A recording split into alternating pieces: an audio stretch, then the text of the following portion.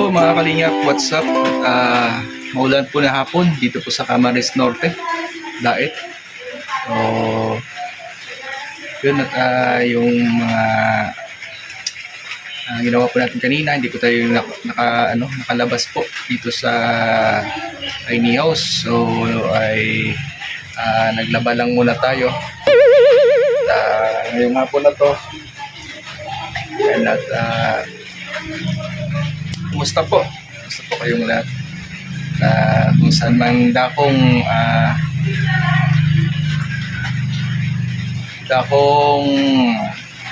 anyway, hindi natin pag-uusapan yan at ang ating pag-uusapan ngayon ay yung una pong pagdating po namin dito sa Daet. Yan, sabak agad sa scouting. Yan, at ating panoorin habang tayo'y nagkakape kung ano mo yung gawa natin, kung saan man tayo naroroon. Tara po at panoorin po natin yung video po natin sa scouting doon po sa malapit na po sa Sipokot. So tara. Hello po, good morning. Welcome to my channel, Rex Vlog. So ngayon mga kalingap ay papunta po tayo ng lighthouse. So ito po yung daan dito. Naglalakad po tayo kasi wala, may tama yung motor sa piston ring sa motor ni Kuya Brooks, kaya nag-tricycle lang muna tayo. Ginagamit po ni Kuya Brooks yung tricycle niya kasi nagkukumpra ng mga materyales. Yan yung gamit niya. So sasama po tayo ngayon na Kuya Val. Yan sila oh. Isa natin baka maiwan tayo. Yan na pa, nandyan na sila sa labas. Ano sila paalis.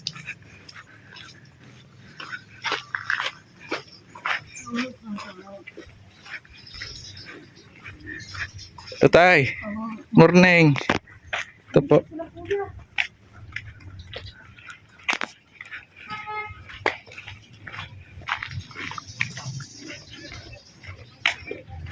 Uy, alis na sila. Tara na. Kumaiwan tayo ng van. Good morning. Ayan. Kasawa dyan. Ayan sa teriya mo. Walang pasalubong. Puto daw mitiga. Panis na. Naman lang Naantay na pasalubong. Paray tanong sa akin kung nandito ka na daw. Wala man lang chocolate. Yan mga cast ng PSM Production, no? Davao lang yung nagsiring. Ano? Hoy, may chocolate sa Davao. Anong hiling mo sa Davao? May chocolate din Hindi sa ka pa nagsawa duman sa mga chocolate. Nagsawa. Let's go. Bless ka. Mag-bless ka. Inamos na nga ito ng tatay niya eh. Best actress na. Hindi ka na kung pati pinapansin. Sikat na yan ah. Ano yung nanonood? Artista na yan ah.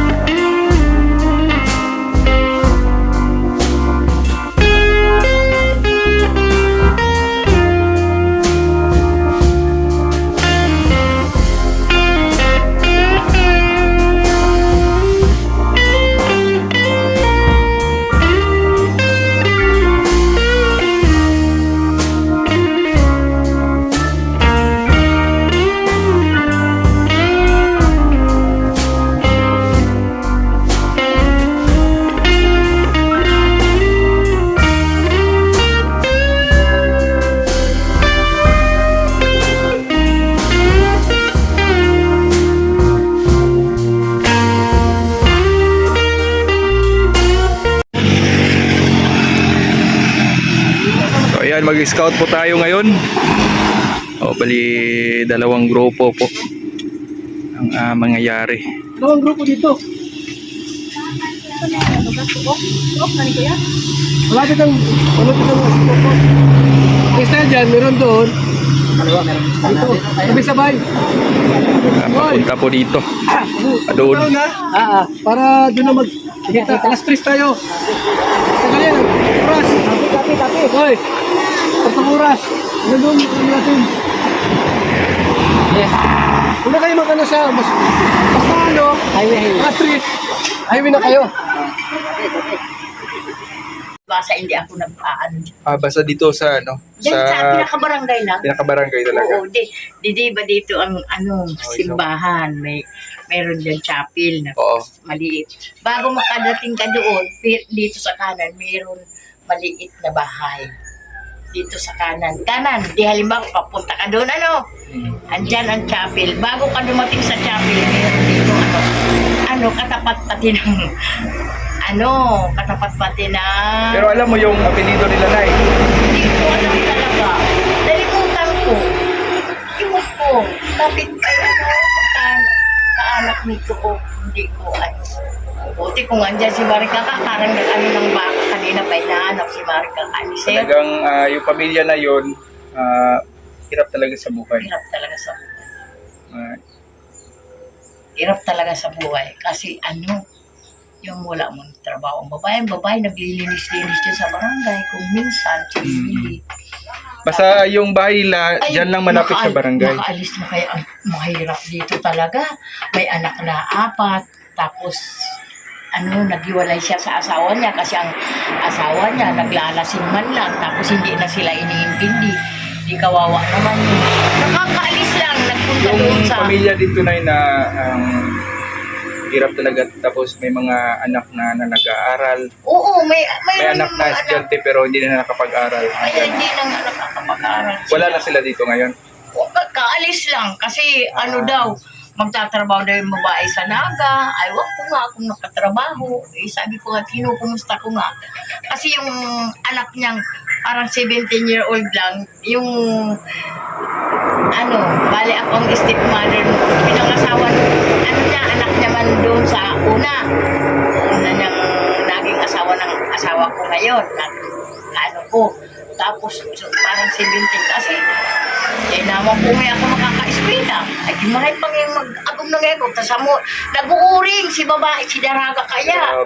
Nag-uuling baga. Pero wala na sila ngayon dito. Wala na. Ang yung refer mo kanina, yung dyan malapit sa barangay, Yung papasok. lalaki, oo.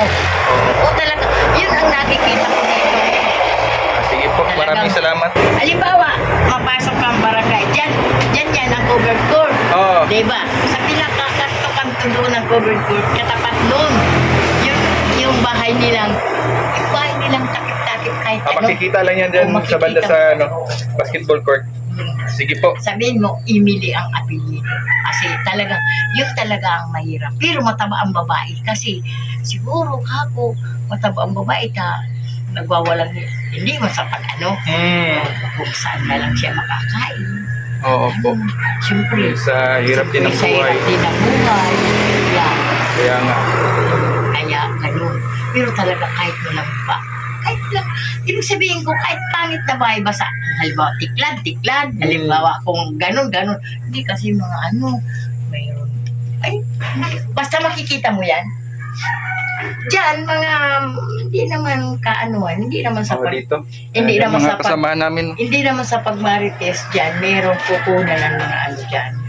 May mga kalubinhan, Oh. mga niyugan. Yun, yung babae Sila dyan, galing. yung kapatid ng babae dyan, kasi nagpunta na sa nakakawa man kasi nakiki-star to, sa Opo. kapatid. Wala na dyan. Wala na dyan. Kaya, sayang pa. Nagpupunta na lang Yun siguro yun kami talaga ang kailangan tulungan kasi may mga anak, walang nagtutulong na asawa kasi iniwanan siya ng asawa. Yun. Tapos nagtatrabaho kahit ano-ano na lang. Kumusta doon, Sir Larry? Wala kayong nakita doon? Wala kayong kita doon? Di ko wala. Sige po. Ibigyan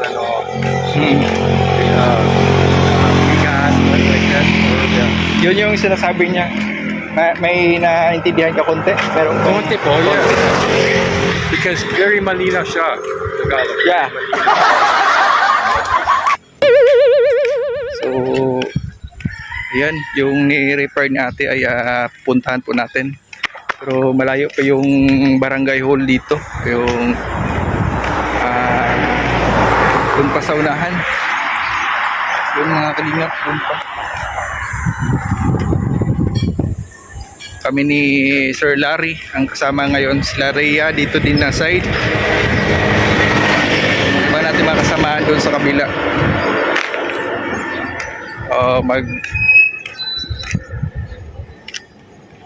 Tanong-tanong pa kami dito hanggat makarating kami doon. Kita-kita tayo nun sa sa covered creek. So ate, pwede magtanong? Yung dito ba ate sa barangay, malayo pa ba? Alin, barangay po. Barangay may ano dyan? Barangay hall? Malayo pa no? Ay, nandyan po yung barangay hall. Nandyan po. Dyan sa taas lang po dyan. Sa may plaza. Ah, nandoon. Opo, dyan lang sa taas lang. Kaunti. Kasi may nag-refer sa amin, ang pangalan daw Evelyn. Ibilin po. Oh, Naandyan lang po yung bahay ni, andyan dyan pala. Opo. Malapit lang. Dyan sa may plaza lang po. Ah, pero ang bahay nyo ate? Ayun po nga siya. Oh. Yung, ayan may bubong. Sino kasama nyo dyan? Yung anak ko po na may, may asawa, bunso. Ah, yung anak mo lalaki. Opo. So, ilan yung anak mo na kasama mo dyan? Ano lang po bali 3 lang po yung isa kong manugang andyan, yung asawa ng anak ko bunso. Dahil, nagtitinda po kayo ng kawayan? Hindi yan sa amin sir, andyan yung may-ari nito. Ah. Andyan sa taas lang. So, yung mister mo ate, saan? Ay wala po sir, namatay na kang February 10 lang po. Magtatatlong buwan pa lang. Condolence po, ano pala no? Ano po yung ikinaano niya po? Ano po yung na halo-halo na po yung sakit niya, nag-driver po sa Maynila tapos makibabae tapos panday po ng itak tapos nag-uuling. So ngayon ate, yung pinagkukunan niyo po ng pangkabuhayan sa araw-araw, ano po? Nagpapadala lang po ng anak ko. Buhan-buhan lang po, pinapadalahan lang ako. Mas mabuti ay yung pagsuporta ng mga anak mo, nandyan pa rin.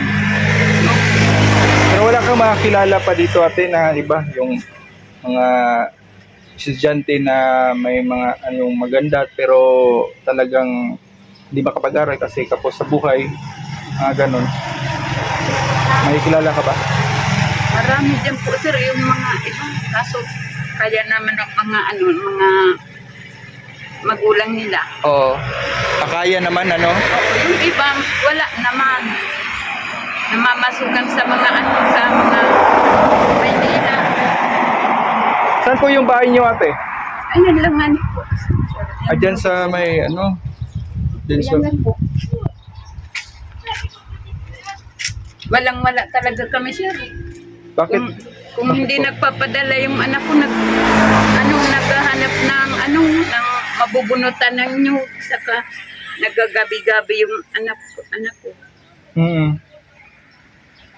Ganyan lang. Minsan, dain na nga kami nagkakain. So sinabi po ni ate ay bago lang po namatay yung mo. Alaman po sir nila lahat dito. Napansin po si ate, upo lang siya dito. Ano po yung ginagawa niyo dito ate? Wala lang po sir, na andyan lang kami sa bahay. Minsan nakaupo-upo lang po rito. Ako pala si Rex ate, ano po yung pangalan niyo? Anita po, Anita Magno. Anita?